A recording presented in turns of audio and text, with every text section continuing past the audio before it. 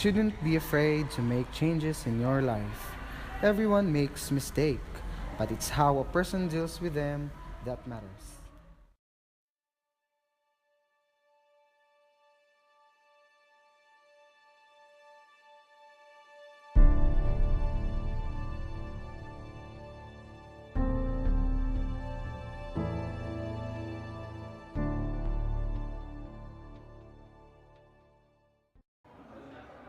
Income for this year decreases rapidly. It was last January 2001 when I, Buffer Yates, and Scott Sullivan met at his office for a private meeting. It was then he asked me, Good afternoon, sir. Please have a seat.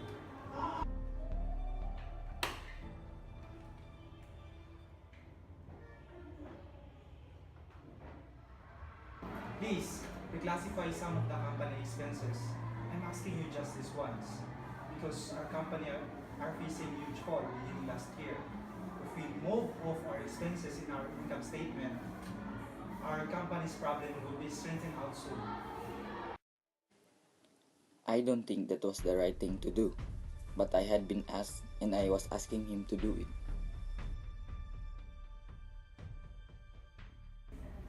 Please do what you have asked us. I know how huge ethical lapses often begin with small steps. I'm just thinking that WorldCom's business would soon improve, as Mr. Sullivan explained, but rather than being stopped, the improper accounting continued. The sad part of it is that I helped direct false entries again and again.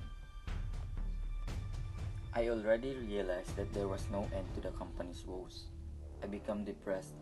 I considered quitting, but I knew that the scandal would follow me because of what I had already done.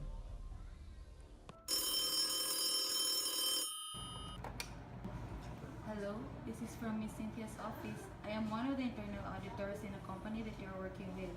I am looking into accounting entries that I found suspicious, and Miss Cooper focused on a certain large expense items. I knew at the time I am hunted by the universe. I vowed then to come clean if Miss Cooper would confront me.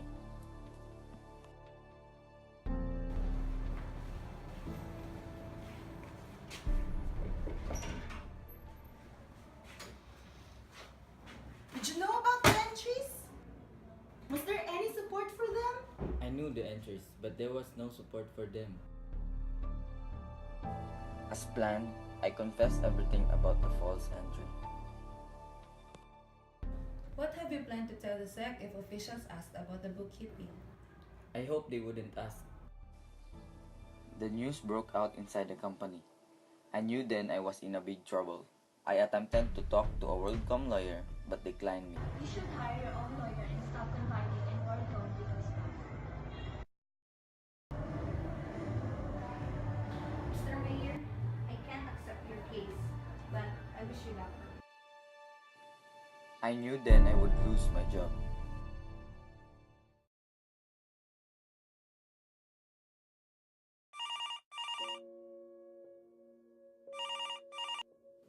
Hello, this is a lawyer appointed by WorldCom to you.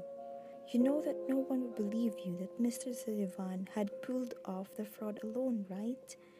You better resign now, while the board was offering you the option to.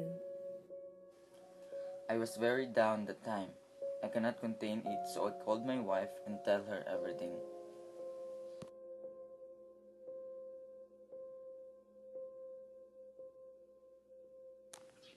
Hello, hon. I have something to tell you. The day after I faxed my resignation letter, 2 agents from FBI showed up at our door. We're the FBI. We are here to investigate. A lawyer that my husband hired told me that political pressure was high to make employees involved in fraud. That was the first time I realized that my husband might go to prison. It was a helpless feeling, realizing that he could miss a big part of our son's childhood. The media began to gather at our own house, so we moved to my parents' house. When my husband and I was preparing to go to New York, where he could be charged with securities fraud, I hugged my son. He didn't know why I was sad. He handed me a small plastic dog, Clifford, he gave to his father. It was his favorite toy, and yet he let me to give it to David.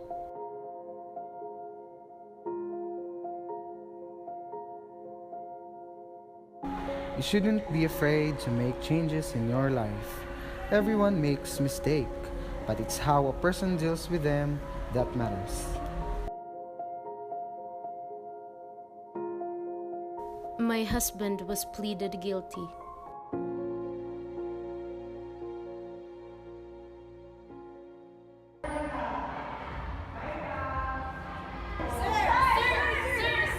Myers was a reluctant participant in the events and activities.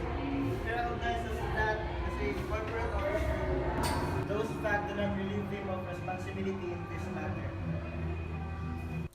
The prosecutors were working to win a plea agreement from Mr. Sullivan and hoped to get Mr. Sullivan to testify against Mr. Abers.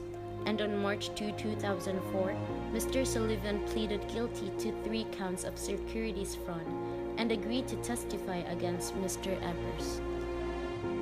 One of the reasons why I agreed to testify is because of Mayor's statements against me.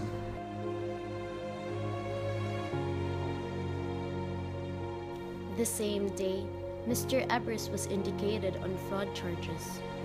A day after my husband completed his testimony, I got home and found my son sleeping at his room.